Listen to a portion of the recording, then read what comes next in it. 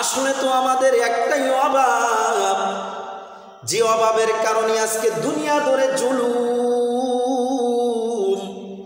নিজের মেয়ে বাবাকে ছাড়ে না, বাবা মেয়েকে ছাড়ে না, ছেলে বাবাকে অত্যাচার করে, ছেলে মেয়ে বাবা মাকে অত্যাচার করে, এমনকি নিজের হাতের ছুরি দিয়ে বাবাকে জন্মদাতা পিতাকে খুন করে। একটাই কারণ, জন্মের পর থেকে ইসলামের যে দিন শিক্ষা আছে এই শিক্ষাগুলো তাদের ভিতরে দেওয়া হয় নাই, কোরআনের শিক্ষা দেওয়া হয় নাই, তাওহীদ শিক্ষা দেওয়া হয় নাই, কালেমার তাৎপর্য বোঝানো হয় নাই, ইসলাম কি জিনিস এগুলো শিক্ষা দেওয়া হয় নাই। যদি শিক্ষা দিত তাহলে এত বড় কাজগুলো, এত বড় জুলুম করতো না। আমাদের উচিত এখান থেকে শিক্ষা নেওয়া। দিন ছেড়ে যদি বিপরীত অন্য লাইনে চলে যায় এইটা তার জন্য প্রাপ্ত। কারণ কিয়ামতের ময়দানে যে বাবা মা ছেলে সন্তানদেরকে দ্বীনি ইলম শিক্ষা দিবে না, নামাজ পড়বে না, শিখতেই তো পারে নাই, কিভাবে তারা ইবাদত করবে? নামাজ পড়তে পারে নাই, রোজা রাখতে পারে নাই, ইবাদত করে নাই, কিয়ামতের দিন ডাক দেওয়া হবে, ওই তোরা ইবাদত কেন করস নাই বল? বলে আমরা তো দ্বীনি ইলমই জানি না। এলেম কাক কয়, আমল কাক কয়, ইসলাম কাক কয়, কালেমা তাওহীদ এগুলো তো আমার বাবা মা আমাকে শিক্ষা দেয় নাই। ওই বাবা মাকে ডাক দেওয়া হবে, জমিনে তাদেরকে নিক্ষেপ করিয়া ছোঁয়া দেওয়া হবে, ওই সন্তানদেরকে বলা হবে আজকে তোর বাবা মা তাওহীদ শিক্ষা ইসলাম শিক্ষা না দেওয়ার কারণে ওই বাবা মার পিঠের উপর উঠিয়া পা দিয়ে পিষে পিষে ফেলো। এই জুলুম থেকে দুনিয়াতেও জুলুম, আখেরাতেও জুলুম। আখেরাতেও সন্তান আপনার নামে নালিশ করবে। এর জন্য দুনিয়ার বাড়িতে সর্বপ্রথম নিজের মেয়েকে, নিজের ছেলেকে আপাতত দ্বীনি শিক্ষা সর্বপ্রথম দেন। ইঞ্জিনিয়ার হোক, ডাক্তার হোক, আরো বড় বড় মাস্টার ডিগ্রি যত কিছু আছে সরকারি লেভেলে চলে যাক, কিন্তু ওই ছেলে আপনার উপর জুলুম করবে না, ওই মেয়ে আপনাকে ছুরি চালাইবে না, ওই মেয়ে ছেলে আপনাকে মহাব্বত করবে, ভালোবাসবে। এই জন্য যদি আপনি দুনিয়া আখিরাত যদি সফল হতে চান, ছেলে মেয়েকে এই দ্বীনি রাস্তায় টিকে রাখতে হবে, আর নিজেরও ইবাদত করতে হবে। ইবাদত বন্দেগী থেকে গাফেল হওয়া যাবে না।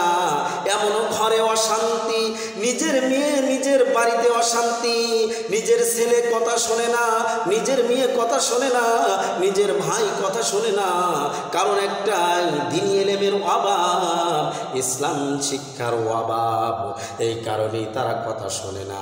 আর আমরা তো আজকে এমন হয়েছি, দুনিয়ার জিন্দেগিতে, দুনিয়ার মহাব্বতে পড়ে ছোট ছোট বাচ্চাদেরকে এত পরিমাণ আমরা মহাব্বত করি, ভালোবাসি, যে মহাব্বত করানোর কারণে গুনার জিনিসপাতি আমরা বাচ্চাদের হাতে উঠাইয়া দেই। এমনকি বাচ্চা বলে মোবাইল, টাচ মোবাইল দেওয়ার জন্য আমরা কিনে দেই। একদিন, 2 দিন, 10 দিন, 1 বছর, 2 বছর যাওয়ার পর ছেলেটা এত পরিমাণ খারাপ হয়, পড়ার মন মানসতাও কোনো কিছু থাকে না, আদবের কোনো মন মানসতা থাকে না, আখলাক চরিত্র কোনো কিছুই ঠিক থাকে না। এমনকি বড় হওয়ার পর এত পরিমাণ জুলুম অত্যাচার করে, বাবা মার কথা শুনে না। কারণ একটাই, ছোটবেলার সময় গুনার সরঞ্জাম তার হাতে তুলে দেওয়ার কারণেই তারা আজকে কথা শোনে না।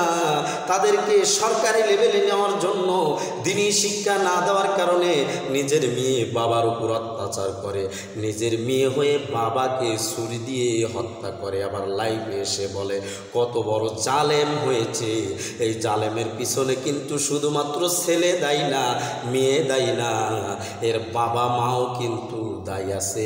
কিয়ামতের দিন তাদেরকে পস্তাতে হবে। আরেকটা কথা মনে রাখবেন, পরিবারের মধ্যে আরেকটা অশান্তি হলো, নিজের ছেলেকেও যেভাবে মহাব্বত করতে হবে মেয়েকে ওই রকম মহাব্বত করতে হবে। মেয়েকে যেরকম বিবাহর আগ পর্যন্ত যেরকম মহাব্বত করেছেন, ছেলেকেও যেরকম বিয়ের আগ পর্যন্ত মহাব্বত করেছেন, মেয়েকে বিবাহ দেওয়ার পর যেরকম মহাব্বত করেন ওইরকম ছেলেকে বিয়া করার পরও ওইরকম মহাব্বত করবেন। আজকে তো সকল জিনিসই উল্টা হয়ে গেছে বাবা। ও বুড়া বাবাজিরা, ও যারা বয়স্ক আছে তারা একটু মনোযোগ দিয়ে শোনেন। আজকে তো ছেলেকে যখন বিবাহ করানো হয়, একটা আপনি অন্যের ঘর থেকে একটা মেয়ে নিয়ে আসলেন, মেয়ে নিয়ে সব বৌমা যাকে বলে, আপনি মেয়েকে নিয়ে আসলেন, ওই মেয়েকে কেউ নিজের মেয়ের মতো মনে করে না। দুনিয়া ধরে অশান্তির একটাই কারণ, অন্যের ঘর থেকে যে মেয়েটা আমার ছেলের জন্য নিয়েছি, আমার মেয়ে তো বিবাহ দিয়েছি, আমার মেয়েও কিন্তু অন্যর ঘরের একজন বউ, আর আমি যে একটা মেয়ে আমার ঘরে নিয়েছি তাকে যদি আমি নিজের মেয়ের মতো মনে করি তাহলে কিন্তু আর কোনো অশান্তি নাই। ছেলের বিয়ের আগে একটা মহাব্বত ছিল, যখন বিবাহ করে অবশ্যই বইয়ের প্রতি একটু মহাব্বত হবে, ভালোবাসা হবে, এইটাই নিয়ম।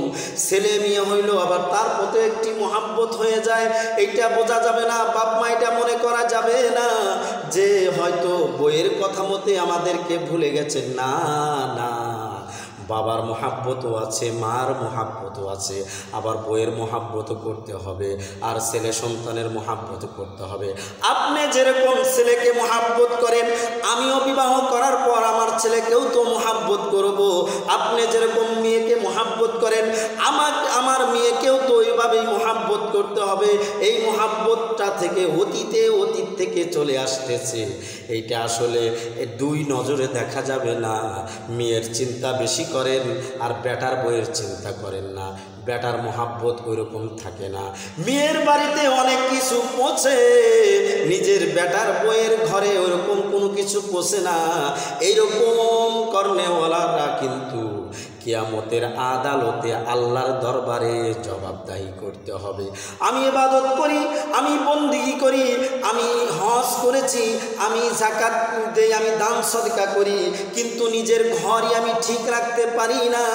নিজের মেয়েকে মহাব্বত করি, নিজের বেটার বউকে মহাব্বত করি না।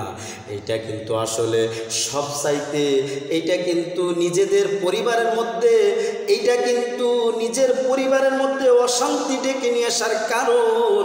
এই জন্য অন্যের ঘর থেকে যে মেয়েটা আমার বেটার জন্য এসেছে, বেটার বউ, তাকে আমার মেয়ের মতো দেখতে হবে। প্রত্যেকটা ঘরের প্রত্যেকটা শ্বশুর শাশুড়ি যদি অন্যের ঘর থেকে যে মেয়েটা ছেলের জন্য নিয়ে এসে ওইটা যদি মেয়ের মতো মনে করে, কখনো ঘরে অশান্তি হবে না, খেদমত থেকে বঞ্চিত হবে না। মেয়ের বাড়িতে অনেক কিছু যায়, মেয়ে করে, কিন্তু একবারের জন্য মেয়ে নিজের ছেলের বউয়ের কথাও বলে না। ছেলের বউ তারপরও ধৈর্য ধারণ করে যে অন্যের বাড়ি থেকে, নিজের বাড়ি থেকে স্বামীর ঘরে আছি, অত্যাচার সহ্য করে, তারপরও কিন্তু স্বামীকে, শ্বশুর শাশুড়িকে ধোঁকা দিয়ে কখনো চলে যাইতে চায় না। কে চাইবে নিজের সংসারটা নষ্ট করে চলে যাওয়ার? কথাটা ভালো করে বুঝবেন ও বুড়া বাবাজিরা, যারা শ্বশুর হয়েছেন আর যাদের স্ত্রীরা শাশুড়ি হয়েছে, আপনাদের কথার উদ্দেশ্য, আপনাদের নিয়ে একটু কথা বলতে চাইতেছি।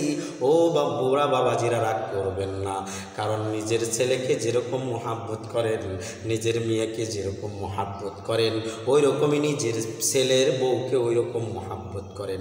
প্রতিটা ঘরে ঘরে যদি নিজের ছেলের বউকে যদি নিজের মেয়ের মতো মনে করে, মহাব্বত করে, তাহলে দেখবেন কোনো ঘরেই অশান্তি হবে না। এই জন্য একটাই অভাব, এই নজর দিয়ে, এই দুই চোখ দিয়ে এক নজর দেখতে পাই না।